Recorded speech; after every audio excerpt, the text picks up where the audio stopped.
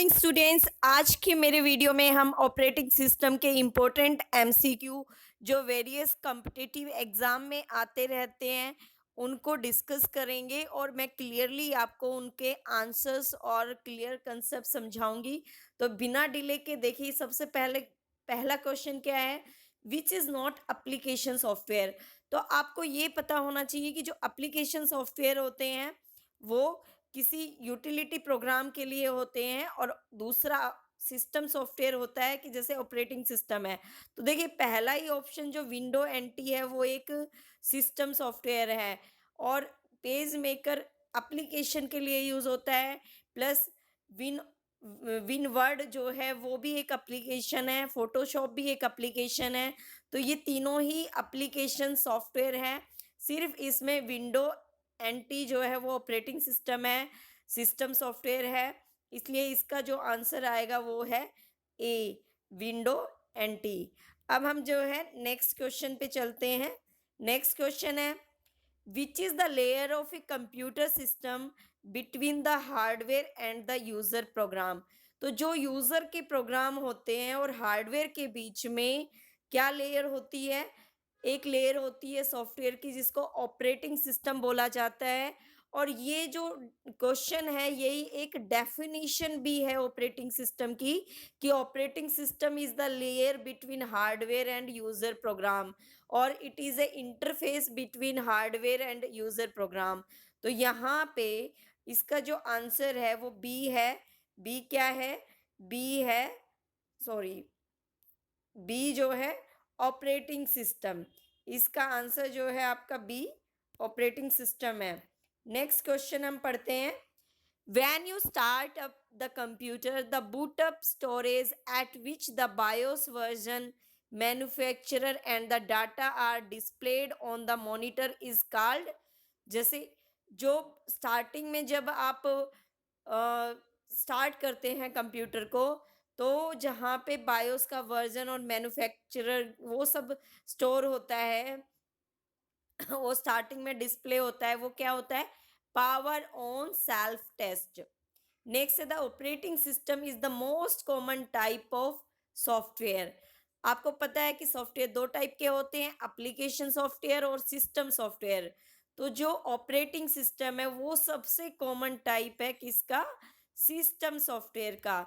Operating system is a system software. तो यहाँ पे आंसर आपका आएगा सी, कि operating system most common system software है। अब देखिए, फीफो शेड्यूलिंग इज। तो देखिए, फीफो क्या होता है? Basically first in first out, कि एक क्यू में जितनी भी वर्क हैं, जो जॉब्स हैं, वो एक क्यू में लग जाती है, और one by one, first come first serve. तो इसमें ऐसा नहीं है कि आप अपनी मर्जी से या किसी की हाईएस्ट प्रायोरिटी है कुछ और रीज़न से अगर इन बिटवीन किसी जॉब को एग्जीक्यूट नहीं करा सकते। वो आएगी तभी उसकी क्यू में लगेगी, क्यू में जब उसका नंबर आएगा तभी वो एग्जीक्यूट होगी। इसलिए जो फीफो शेड्यूलिंग है उसको क्या बोलते हैं? Non primitive scheduling.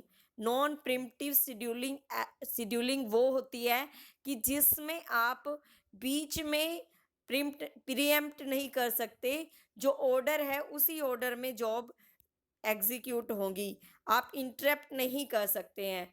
Next question है, what is the name of the operating system that reads and reacts in terms of actual time. कि उस ऑपरेटिंग सिस्टम को क्या कहते हैं जो रियल टाइम में बिहेव करता है। तो जैसे कि नाम है रियल टाइम सिस्टम, तो देखिए इसमें ऑप्शन आपका आएगा। फर्स्ट है real time system, time sharing system, quick response system, batch system. तो जो रियल टाइम सिस्टम होते हैं वो रियल टाइम में रिस्पॉन्ड करते हैं। जहाँ पे रियल टाइम में रिस्पॉन्स की रिक्वायरमेंट होती है वहाँ पे हम रियल टाइम सिस्टम यूज़ करते हैं, ऑपरेटिंग सिस्टम यूज़ करते हैं। नेक्स्ट क्वेश्चन है, which of the following software is use to simplify using of system software. इनमें से कौन सी जो है सिस्टम सॉफ्टवेयर का यूज़ जो है उसको सिंप्लीफाई करने के लिए हम करते हैं? तो सिंप्लीफाई करने के लिए हम टाइम शेयरिंग में क्या होता है? कि जो सीपीयू का प्रोसेस टाइम है, वो टाइम शेयरिंग उसमें यूज हो जाता है विद इन डिफरेंट प्रोसेस। तो ये टाइम शेयरिंग आएगा। नेक्स्ट है context switching is a part of. Context switching किसका पार्ट है? तो इसके लिए पहले आप ये समझ लीजिए कि कंटेक्स्ट स्विचिंग क्या होता है। कि जैसे मान लीजिए एक प्रोसेस एग्जीक्यूशन में है, बट आपको उस प्रोसेस को बीच में छोड़ के दूसरी प्रोसेस को एग्जीक्यूट कराना है। तो आप क्या करेंगे, इस प्रोसेस की जो ये P1 प्रोसेस अभी एग्जीक्यूशन में थी, इसका कहीं पे इसके जो पूरा कंट्रोल है कि कहाँ तक एग्जीक्यूट हो चुकी थी, क्या स्टेट है, वो कहीं पे सेव करेंगे, प्लस दूसरी प्रोसेस को कंट्रोल देंगे। ये सेव होगा पीसीबी में, प्रोसेस कंट्रोल ब्लॉक होता है उसमें सेव होता है, और इसी प्रोसेस को कंटेक्स्ट स्विचिंग बोलते हैं। अब देखिए कंटेक्स्ट स्विचिंग इंटरप्ट हैंडलिंग में भी यूज होता है। कि इंटरप्ट हैंडलिंग क्या है, कि जैसे मान लीजिए कोई बीच में इंटरप्ट आ गई, आपकी एक प्रोसेस एग्जीक्यूट हो रही है, आपको इंटरप्ट को हैंडल करना है, उस दूसरी प्रोसेस को हैंडल करना है, एग्जीक्यूट करना है, तो उसके लिए आप कंटेक्स्ट स्विचिंग यूज करेंगे।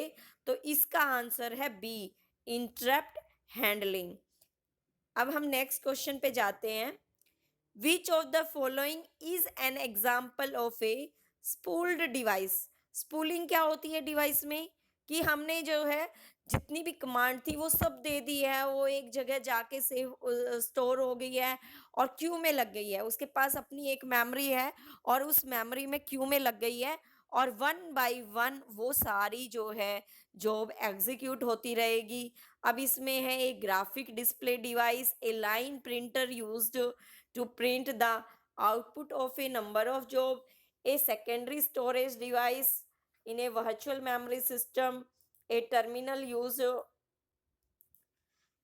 To enter input data to a running program. तो देखिए इसमें जो ये लाइन प्रिंटर का है, use to print the output of a number of job, ये क्या है? ये स्पूलिंग, स्पूल्ड डिवाइस का, स्पूलिंग का एक सबसे बेस्ट एग्जांपल होता है प्रिंटर।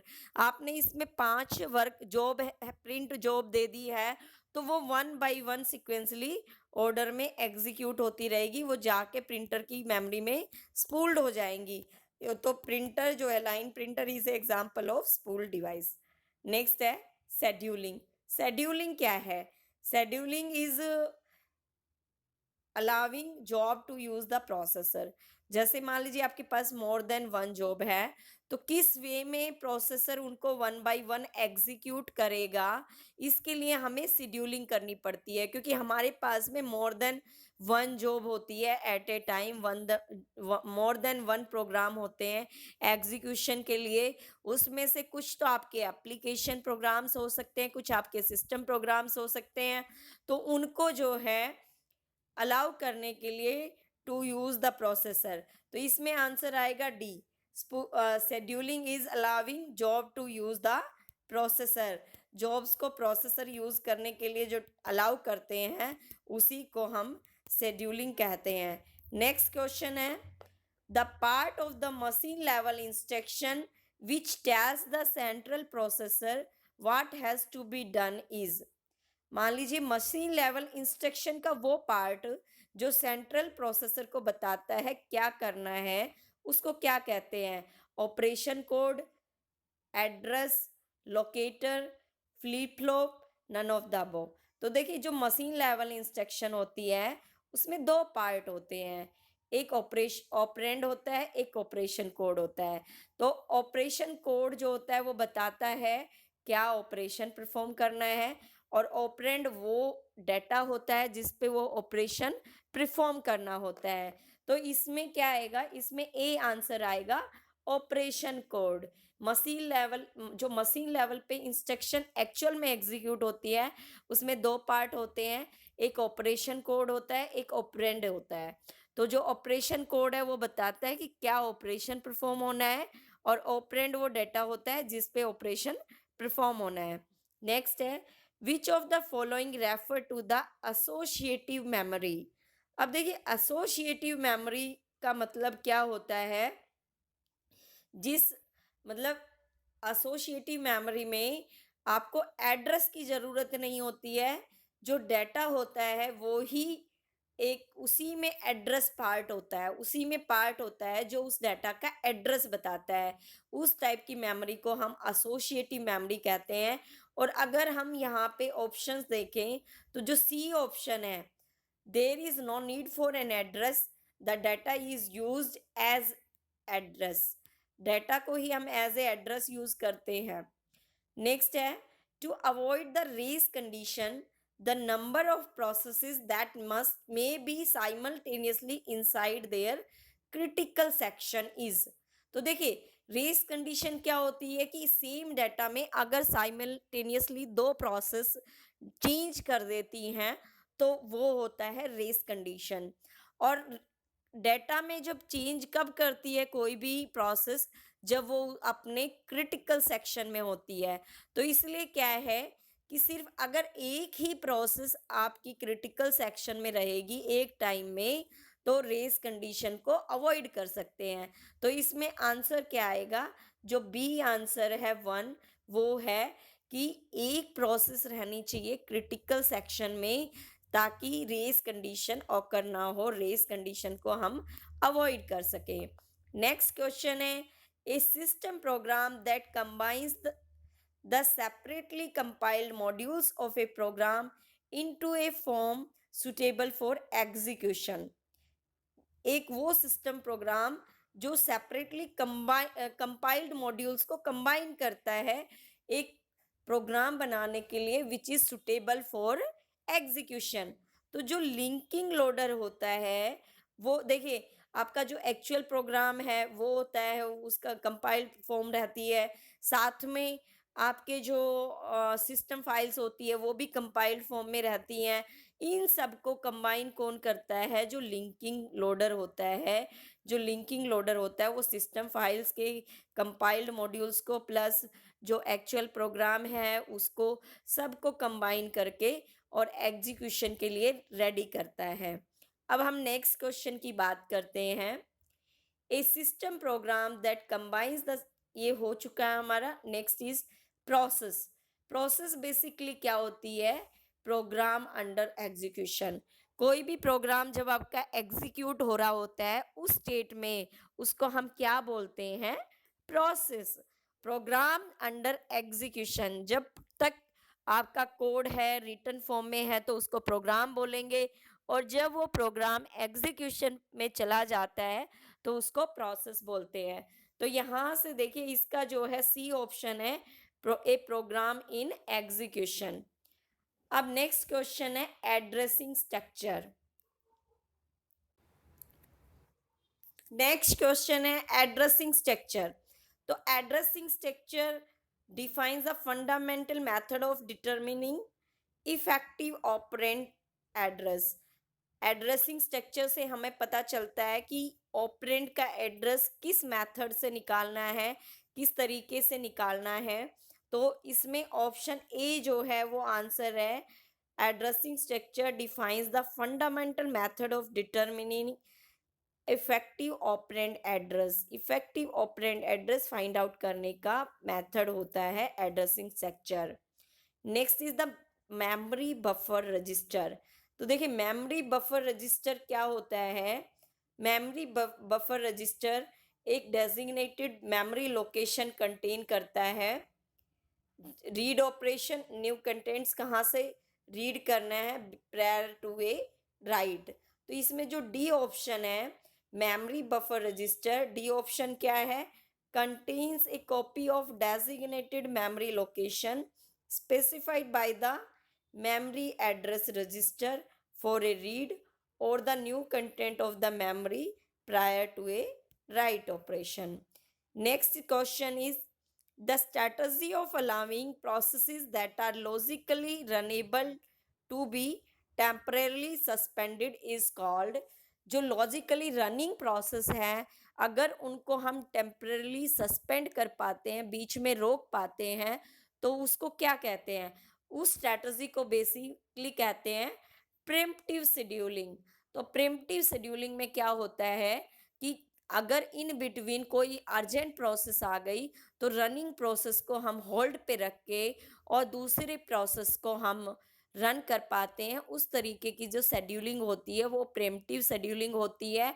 और जो नॉन प्रेम्पटिव शेड्यूलिंग होती है जैसे first in first out FIFO, उसमें आप बीच में किसी जॉब को प्रीएम्प्ट नहीं कर सकते हैं, बीच में रोक नहीं सकते हैं। The LRU algorithm. LRU stands for least recently used algorithm. तो ये लीस्ट रिसेंटली यूज एल्गोरिथम क्या करती है, उस पेज को रिप्लेस करती है जो लीस्ट रिसेंटली यूज्ड है। तो किस पेज को रिप्लेस करती है, which have been least recently used.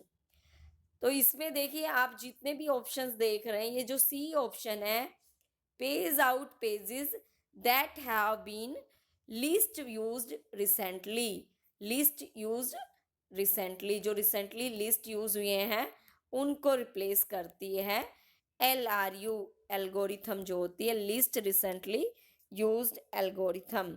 Next question है, which of the following system software does the job of merging the record from two files into one। Two files में जो records होते हैं उनको एक फाइल में मर्ज करने का प्रोग्राम जो वर्क है वो कौन से सॉफ्टवेयर्स करते हैं, वो सिस्टम सॉफ्टवेयर का वो यूटिलिटी प्रोग्राम होता है। सिस्टम सॉफ्टवेयर का यूटिलिटी प्रोग्राम दो फाइलों को दो डेटा को मर्ज करता है। नेक्स्ट क्वेश्चन है, फोर्क इज, फोर्क क्या है। फोर्क जब हम एक न्यू प्रोसेस को क्रिएट करते हैं, ये प्रोसेस बोली जाती है fork. Fork is the creation of a new process. और यहाँ पे आप ऑप्शंस में देख रहे हैं तो C option, the creation of a new process is fork, तो ये करेक्ट है। नेक्स्ट है थ्रेसिंग। तो देखिए बेसिक थ्रेसिंग क्या होती है कि मान लीजिए हमने कोई पेज रिप्लेसमेंट एल्गोरिथम यूज़ किया है और हम सीपीयू रेफर करता है किसी पेज को, पता चला वो पेज नहीं है, उसने जिस पेज को बाहर भेजा इमीडिएटली सेकंड रेफरल में वही पेज फिर से चाहिए। तो ऐसा लगता है कि इन और आउट हो रहे हैं पेज, बस बाहर जा रहे हैं अंदर आ रहे हैं, बाहर जा रहे हैं अंदर जा रहे हैं। तो अगर मान लीजिए जो आपकी ये पेज रिप्लेसमेंट एल्गोरिथम है जिसमें हम कैश मेमोरी में पेजेस रिप्लेस करते हैं, तो वो पेज रिप्लेसमेंट एल्गोरिथम अच्छी नहीं है। तो उस केस में क्या होगा, बहुत फ्रीक्वेंट पेज रिप्लेसमेंट और हमेशा हमें पेज फॉल्ट मिलेगी। पेज फॉल्ट क्या होती है कि सीपीयू को जो पेज चाहिए वो पेज मेमोरी में नहीं है, फिर उसको पेज फॉल्ट बोलेंगे। तो जो मिस रेट है वो बहुत हाई हो जाता है, पेज मिस रेट बहुत हाई हो जाता है थ्रेसिंग में। तो यहाँ पे देखिए, यहाँ पे कौन सा होगा इसका option, can be caused bye poor paging algorithm. अगर आपकी पुअर पेजिंग एल्गोरिथम है तो उसकी वजह से थ्रेसिंग ऑकर हो सकती है। नेक्स्ट है inter process communication.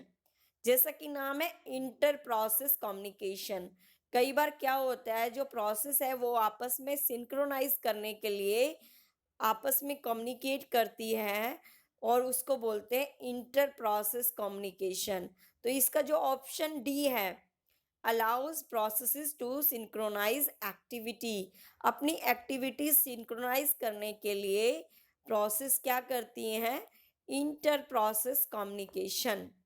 Next question है, which of the following addressing mode facilitates access to an operand whose location is defined relative to the beginning of the data structure।